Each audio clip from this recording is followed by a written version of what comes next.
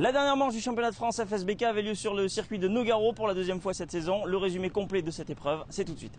Et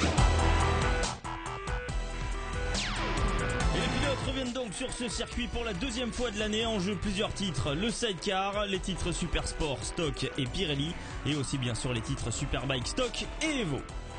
Et honneur aux jeunes, si Hugo Casadessus est titré en Moto 3, son coéquipier Michael Coupé a lui obtenu le titre cadet. Reste alors à décerner le titre du Challenge de l'avenir. Tout se jouera entre Loïc Arbel et Maximilien Beau. Et avant de savoir qui remportera ce dernier titre Moto 3, nous sommes allés voir Hugo et Michael qui sont arrivés pour ce dernier week-end de course avec de nouveaux jouets. J'ai la chance de rouler avec la Moto 3 d'Hugo Casadessus, donc la Moto 3 qui a été championne de France quand même.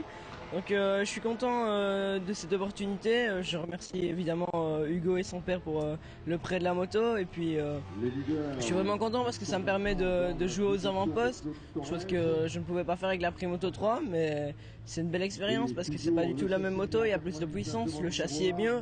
Et en plus Nogaro c'est un circuit que j'apprécie particulièrement. Donc je suis vraiment très heureux de cette opportunité et j'en profite à fond. C'est une véritable moto de Grand Prix. Contrairement à ce que j'avais avant qui était une Honda NSF, donc une moto plus, on va dire, plus simple à rouler, mais un petit peu moins performante.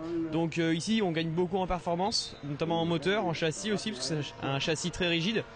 Donc c'est vraiment une grosse différence par rapport à la Honda, il y a vraiment une grosse étape, c'est une véritable moto de Grand Prix, c'est très pointu, ça nécessite un pilotage très précis.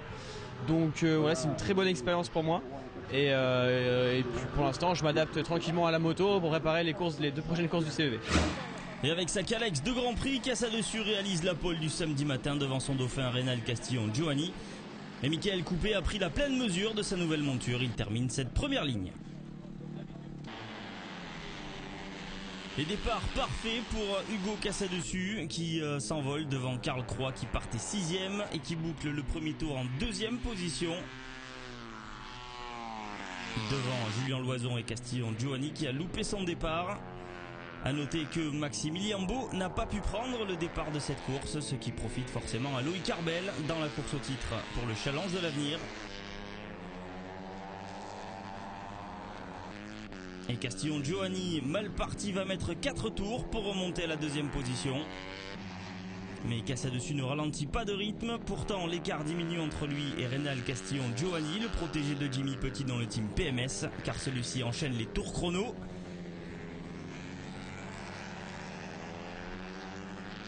Et pour la première fois sur une Moto 3, Michael Coupé termine sur la 3ème marche du podium après une course solide. Et malgré le meilleur tour en course dans le dernier tour, Reynald Castillon Giovanni échoue à 1 seconde de Casadessus. Grâce à son dernier tour de folie, c'est Reynald Castillon Giovanni qui s'élancera de la pole position pour la dernière course de la saison devant Casadessus et Coupé. Les deux pensionnaires du team Race Experience Junior. Et Casadessus, à son habitude, fait un super départ, contrairement à son coéquipier qui lui se loupe. Castillon Giovanni tente de suivre la Calex, mais il perd presque 1 seconde au tour. Dans le 5e tour, Coupé, alors 4ème, tire tout droit et repartira 7ème. Maximilien Beau a pu prendre le départ de cette course pour tenter de se battre pour le challenge. Même si cela semble déjà joué, car Arbel se bat pour la 3ème place devant.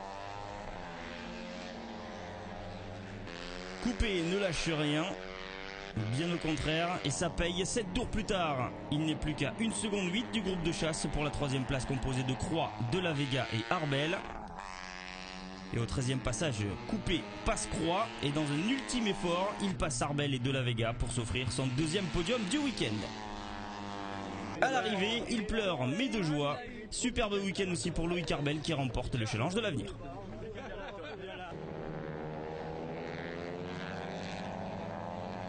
On a eu un début de saison assez compliqué, 2 chutes au Mans, une casse à la première course à Nogaro. Alors, après ça, je pensais prendre les course par course et après 2 victoires au Challenge à Carole, ça m'a permis de recoller avec Maximilien Beau.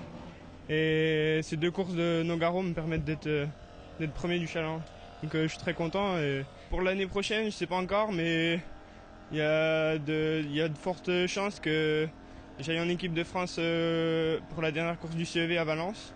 Donc je suis très content de ça et ça va être une nouvelle expérience pour moi. Et au classement, c'est donc Casa Dessus qui est titré devant Rénal Castillon Giovanni. Au classement Scratch, Beau est devant Arbel, mais au challenge de l'avenir, c'est bien l'inverse. Les nouveautés de ce week-end, les Super Sports roulent en même temps que le trophée Pirelli, donc 2 titres vont se jouer durant les 2 dernières courses à Nogaro. Le titre stock Super Sport se jouera entre les meilleurs ennemis du plateau, Hugo Clerc et Morgan Bercher, déjà rivaux l'an dernier en Pirelli. Ils se retrouvent cette saison. Premier à avoir amené une 600 stock sur un podium Scratch il y a 15 jours, Morgan Bercher reste fidèle à lui-même. Il ne lâche rien mais reste lucide sur ses chances de sacre. Bien, après notre début d'année difficile, l'objectif, on l'a revu un petit peu différemment, donc c'est sûr que j'ai toujours voulu me battre avec les EO, maintenant c'est chose faite. Le titre on l'oublie pas parce qu'il reste une course, donc rien n'est joué, mathématiquement tout est faisable, donc on sait jamais, on peut pas savoir ce qui se passe dans la mécanique de l'autre, donc on va voir et on va attendre, mais je vais essayer de faire une très bonne course comme celle de Carole aujourd'hui et je pense que c'est comme ça que ça peut finir de la meilleure des manières ma saison. Et il a loupé la couronne Pirelli en 2013 d'un rien. Cette année, Pépito veut sa revanche sur Morgan. Ouais, c'est vrai que l'année dernière, on s'est bagarré toute la saison. J'ai perdu le titre pour un demi-point. Et donc cette année, je vais essayer de prendre ma revanche. Ça va être ma petite victoire pour avoir le titre devant lui, ouais, c'est sûr. Déjà titré depuis Carole, Mayas vise un sans faute cette saison et s'empare de la pole du samedi devant Robin Camus sur sa Suzuki numéro 89 qui confirme sa bonne forme de fin de saison. Et Louis Bull, solide second au championnat, termine cette première ligne. Niveau stock, c'est Bercher qui se hisse sur la deuxième ligne de cette course alors que Hugo Clerc s'élancera 8ème. Et côté Pirelli, c'est Guillaume Antiga qui signe la 10e position sur la grille devant certains Super Sports. Alexandre Rodriguez, victime de problèmes électroniques, qui a changé 2 fois de moteur, n'a pas pu réaliser de bons essais. Il partira que 23ème et devra cravacher pour ne pas laisser trop de points à Antiga.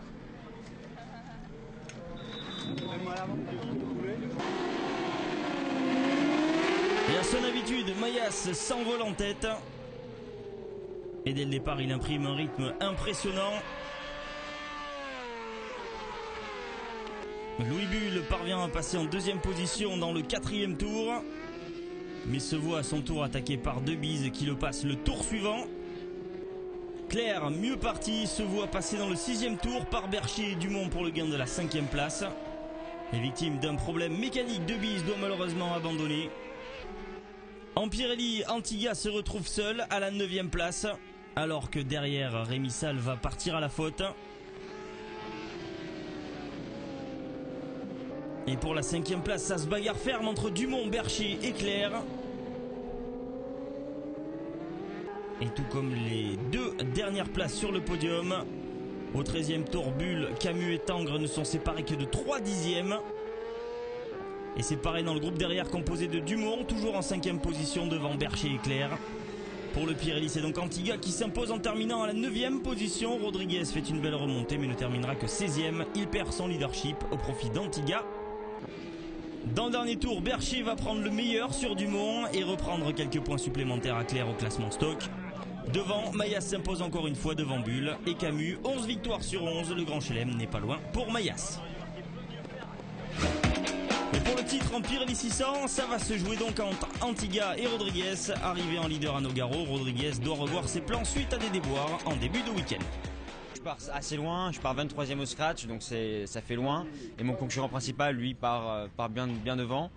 Donc après, je fais un départ en plus pas terrible. J'essaie de remonter le plus que je peux avec une moto qui est pas forcément super bien réglée, donc que je sens pas forcément super bien. Donc on fait au mieux. Donc je finis 5 Pirelli, je perds beaucoup de points. Du coup, mon concurrent passe devant. Il me prend 7 points alors que j'en avais 4 d'avance. Donc un week-end un peu compliqué, un petit peu déçu, mais il reste encore une course, rien n'est perdu, et tout peut arriver. On va se battre pour la victoire cette fois-ci parce que j'ai le 4e chrono en Pirelli, donc je pars un peu plus devant. Donc on va essayer de se battre pour la victoire. Scénario inverse pour Antiga qui arrive ce week-end sans pression et qui après la première course se retrouve en position de leader. On arrive, c'est ma première année en 600, on est 2e. Et on a rattrapé à peu près 45 points au championnat en 5 épreuves. Donc voilà. Là, hier, on se disait il faut attaquer, il faut finir devant. Et puis finalement, c'est ce qui s'est passé. Maintenant, voilà, je suis en tête du championnat, c'est plus du tout pareil. On a un petit peu d'avance. Donc On va voir. La course, je vais essayer de partir avec les hommes de tête, essayer de les accrocher, ce qui va être très dur. Mais si par cas on y arrive, on va essayer de partir et gagner la course, quoi. La priorité pour le moment, c'est le titre. Et puis après, si par cas on a un petit bonus d'aller chercher 2 super sports, on le fera sans problème. Et pour la dernière grille du week-end en 600, Mayas est en pôle devant Tangres et Debise en Evo. En stock, Bercher s'élancera de la 7ème position juste devant Claire qui doit juste terminer sur ses roues pour être titré. Pour le Pirelli, c'est très serré. Antigua leader est sur la 4ème ligne alors que Rodriguez lui est sur la 6ème. Peut-être un peu moins concentré qu'à son habitude, Mayas loupe son départ, laissant ainsi ses adversaires en découdre en tête pour la première fois de la saison. Et Louis Bull en profite pour prendre la tête devant Debise et Camus. Et Mayas est déjà au contact. Debise va partir à la faute dans le 3e tour. Et pour récupérer la première place, Mayas va buter un petit peu sur Louis Bull. Très fort en cette fin de saison, il finira par passer quelques virages plus tard. Impressionnant encore Lucas Mayas. Alors que derrière eux, Bercher en stock mène le groupe de poursuivants devant Camus et Tangres, les deux cousins en Evo. En 8ème position, Guillaume Antiga assure sa victoire au Pirelli, si Rodriguez termine derrière lui. Mais Rodriguez n'arrive pas à suivre le rythme d'Antiga et se voit même menacé par son coéquipier Kevin Jacob, suivi d'Alan Agoguet. Alors que Bercher se bagarre pour une nouvelle place sur le podium scratch, Hugo Claire lui assure sa victoire en stock, isolé à la 7ème place. En tête, Mayas creuse l'écart sur Bull et s'envole vers son 12e succès en 12 courses. Bercher et Tangres creusent l'écart sur Camus pour nous offrir un final superbe. Bercher ferme toutes les portes et remonte ainsi sur le podium scratch pour la 2e fois de la saison. Et en terminant 8ème, Antiga s'offre le titre Pirelli car Rodriguez ne peut pas faire mieux que 11ème. Antiga est donc titré en Pirelli, Claire qui termine 7ème juste devant lui et lui titré en stock. Hugo Claire est forcément ravi de son titre, tout comme Antiga qui revient de loin en ayant manqué la première course. Ça fait tellement de bien, je sais même pas quoi dire, c'est tellement attendu. Déjà l'année dernière je l'ai perdu pour un point, c'est tellement frustrant là, ça y est, c'est enfin pour moi, c'est enfin mon heure. Voilà, je remercie encore toute l'équipe, Dunlop bien sûr, le fan club, tous mes partenaires, mes parents. Voilà, un énorme merci parce que sans eux je serais pas là. On a fait une saison très intelligente, on a réussi à rester sur ses routes toute l'année. C'était l'objectif principal, finir dans les 3 premiers à chaque course pour essayer de recoller au championnat. Et puis c'est ce qu'on a fait, on est champion à la fin, c'est super. Je remercie toute mon équipe, les gens qui sont là pour moi et qui m'encouragent et c'est pour cette saison magnifique, c'est énorme. Mayas réussit donc son pari fou en faisant un 12 sur 12. Pour faire le score parfait, il ne lui manque que le point du meilleur tour en course du dimanche qu'il a laissé à Cédric Tangres au Mans. Et Louis Bull termine solide 2ème devant Robin Camus. Hugo Claire est donc titré en stock devant Morgan Bercher.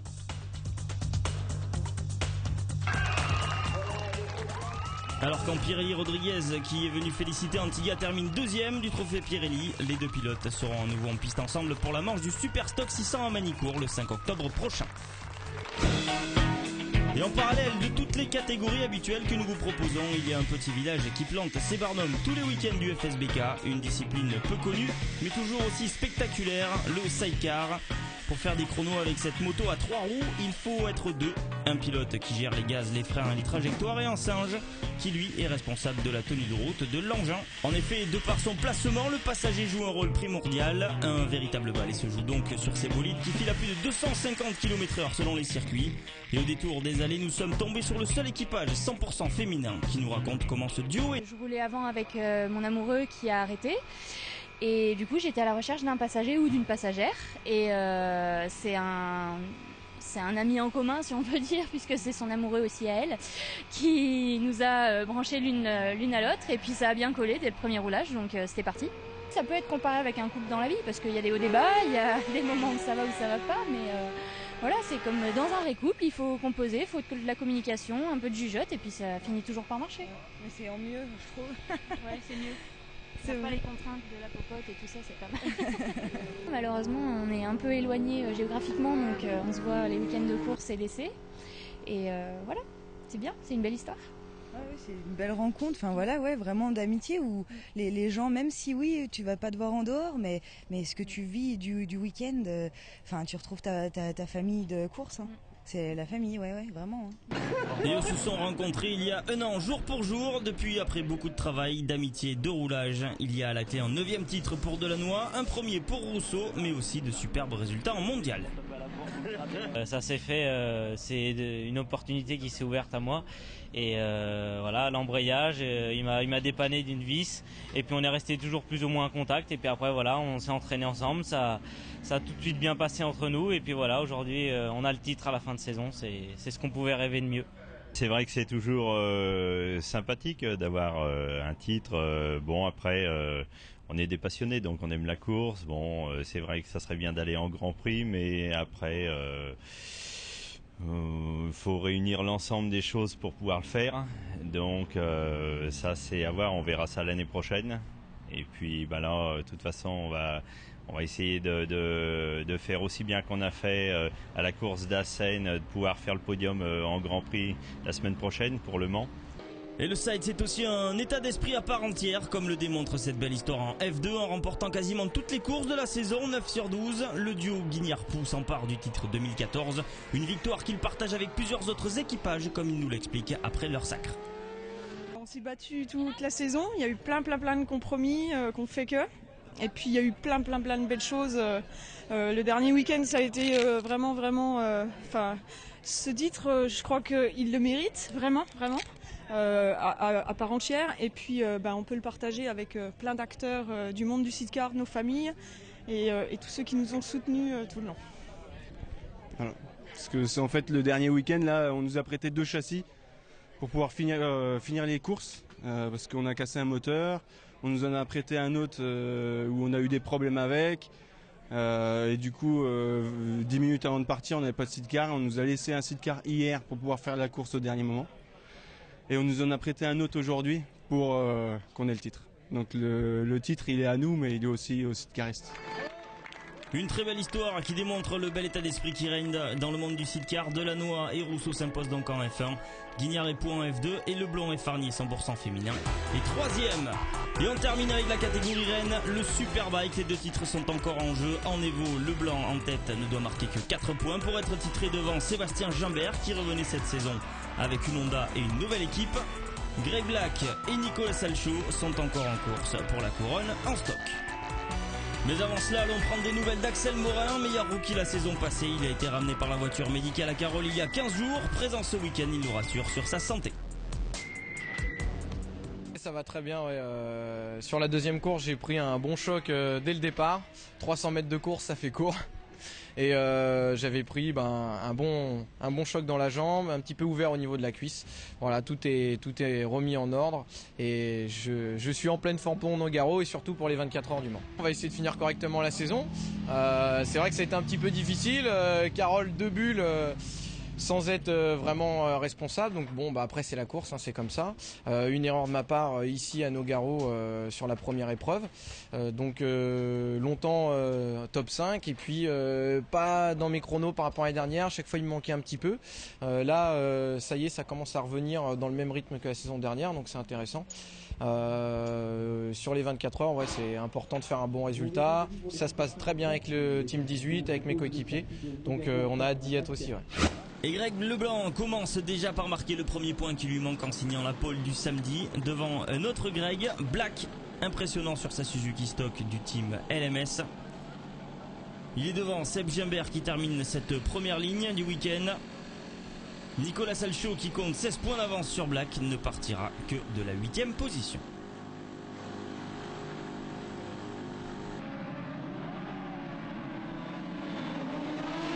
Et malgré un très bon départ, Greg Black se fait repasser dans la première ligne droite par le blanc et la puissance de sa Kawasaki Evo. Imité dans la foulée par Seb Gimbert. Salchaud quant à lui bataille avec Morin pour la 4e place en ce début de course. Mais malheureusement il chutera en début du 3e tour. Une erreur qui risque de coûter cher au championnat. Et alors que Gimbert ne peut pas suivre le rythme de Leblanc en tête, Masson passe Axel Morin 4e qui se loupe dans le virage de la ferme. et laisse passer l'autre Suzuki de Guité. Les 3 Suzuki du team Le Mans Sud se battent donc pour la 3e marche du podium. Dans le 6e tour, Masson passe Black pour le gain de la 3e place. Et dans ce même tour, David Muscat rencontre un énième problème sur sa Panigale et devra malheureusement abandonner. Leblanc enchaîne les records du tour en tête et se dirige vers son 2e titre d'affilée en Superbike. Dans le 12e tour, Étienne Masson, qui tentait de se débarrasser de son coéquipier Black, part malheureusement à la faute, laissant à son coéquipier les points de la 3e place. Et en fin de course, Leblanc ralentit afin d'assurer sa victoire et par là même son titre en Superbike.